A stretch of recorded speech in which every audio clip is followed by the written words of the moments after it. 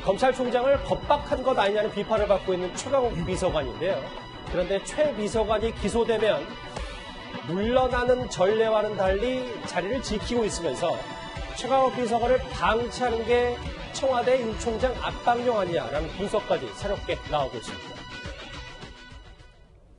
검찰권을 남용한 기소 쿠데타입니다. 대가를 반드시 치를 수 있도록 제가 할 수 있는 모든 것을 다할 것입니다. 향후 출범하게 될 공수처의 수사를 통해 저들의 범죄인가 낱낱이 드러날 것으로 기대합니다. 이현정 의원님, 공수처 발언도 있지만 지금 일각에서는 최강욱 비서관이 자리를 지키고 있는 것 자체가 방치하고 있는 것 자체가 윤석열 총장 압박용 아니냐라는 분석까지 있더라고요. 그러니까 청와대가요, 아무리 검찰이 믿고 검찰을 인정할 수 없다 하더라도 검찰은 우리나라 준사법기관입니다. 자, 그러면 검찰이 그냥 무슨 정당같이 무슨 주장으로 누구를 갖다 기소하는 게 아니잖아요. 즉, 증거와 진술을 갖고 하는 거 아니겠습니까? 그렇다면 역대의 어떤 상황들을 보면요. 검찰이 일단 기소를 하게 되면 기본적으로 공직자들은 자리에 물러나서 인간의 신분으로 조사를 받습니다. 그래서 자기 결백을 이제 증명하는 것이거든요. 조국 전 장관도 마찬가지입니다. 지금까지 청와대에 있었던 비서관들이나 수석비서관들 다 똑같이 했어요. 그건 뭐냐면 국가 시스템을 존중한다는 겁니다. 저는 정말 이번 사태를 보면서 정말 이해할 수 없는 게 지금 최강욱 비서관 같은 경우는 뭡니까? 직책이 공직기강 비서관이에요. 예. 즉 공무원들의 기강을 담당하는 비서관입니다. 그리고 검찰 인사를 검증하는 사람이에요. 자, 그럼에도 불구하고 지금 검찰에서 기소를 했지 않습니까? 검찰이 아무리 믿고 싫다 하더라도 일단은 국가 시스템에서 기소를 한 거 아니겠습니까? 이 사람이 제거했다라고. 근데 그 사람이 지금 검사 인사를 검증을 하고 있고 공직기강을 담당하고 있어요. 우리나라 100만 공무원들이 과연 이 사람의 공직기강에 수용을 하겠습니까? 자, 그렇다면 청와대가 기본적으로 최강욱 비서관 하나 직무 배제를 한다 하더라도 청와대가 안 굴러갑니까? 그럼에도 불구하고 기소됐음에도 불구하고 지금 이 최강욱 비서관은 쿠데타를 했다라고 주장을 하고 있습니다. 쿠데타가 뭡니까? 정권을 찬탈하는 거예요. 자기가 대통령입니까?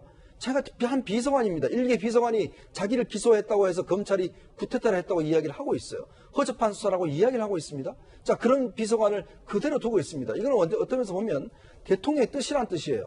자, 그러면 대통령이 검찰을 인정하지 않겠다라는 것인데 저는 이거는 정말 온당치 않다고 봅니다. 아무리 검찰이 미워도 이런 식으로 해서는 안 됩니다. 최 교수님. 예. 그래서 청와대 압수에 거부하고 그리고 이 기소된 최강욱 비서관도 자리를 지키고 있으니까 그럼에도 최강욱 비서관 측은 공수처 1호 대상을 윤석열 총장이라고 겨냥하거든요.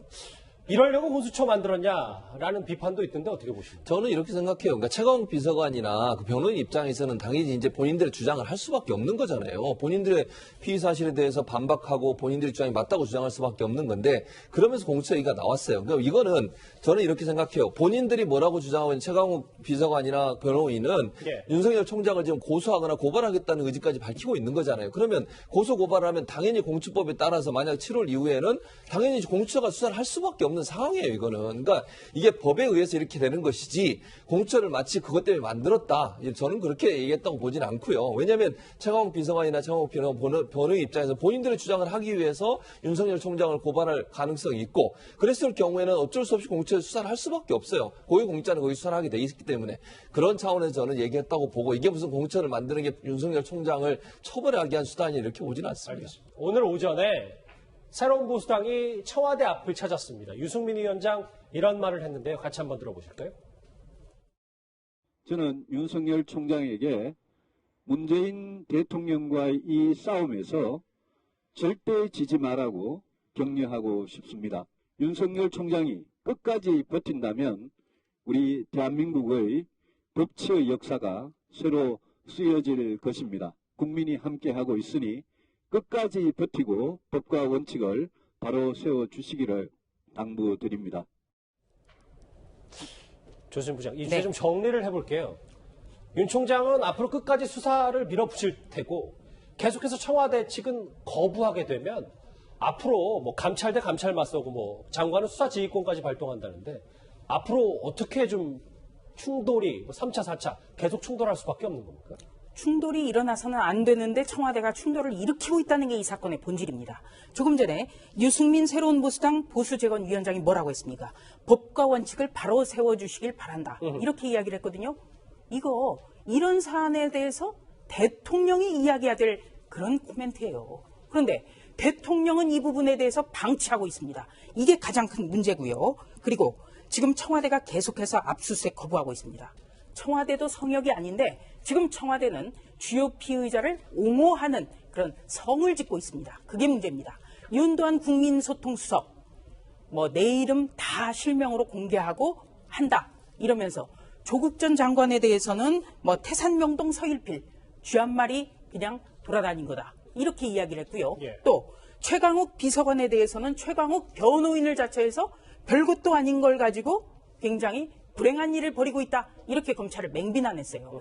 이 지금 모든 이런 충돌 그리고 이런 보기 좋지 않은 모습 이거는 청와대가 자초한 겁니다. 그리고 최강욱 비서관에 대해서 좀 묻겠습니다. 어제도 우리가 다뤘습니다만 예. 쿠데타라는 거는 정권을 빼앗는 거예요. 이거는 자신이 대통령이 아니라면 할 수 없는 말입니다. 그리고 또 한 가지 공수처가 뜨면 윤석열 총장과 측근들을 수사하도록 하겠다? 이거 자체가 국정농단이에요. 그러니까 공수처를 설립하고 띄우는 지금 속내를 그대로 보여주는 것이 이 문제입니다. 아니 공수처가 자신들 괴롭힌 사람들 손을 보겠다 이런 거 아니겠습니까?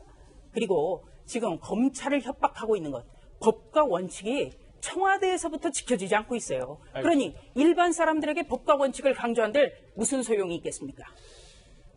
최강욱 비서관을 방치하는 게 윤석열 총장 압박용 아니냐 이런 분석과 관측까지 나오고 있는데요. 청와대 얘기 한번 짧게 정리를 해봤습니다.